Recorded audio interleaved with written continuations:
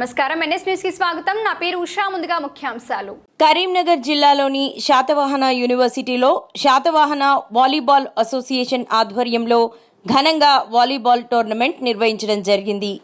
ఈ టోర్నీ ముఖ్య ఉద్దేశం ప్రతిభ ఉన్న వారిని వెలికి తీయడం కోసం నిర్వహించడం జరిగింది.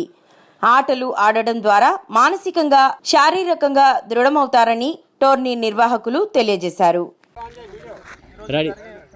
వాలీబాల్ టోర్నమెంట్కు మన సీనియర్ వాలీబాల్ క్రీడాకారులు, సీనియర్ మెస్త్రి సార్ కమలయ్య గారు క్రీడాకారులను పరిచయం చేసుకొచ్చిందని కోరుతున్నాం.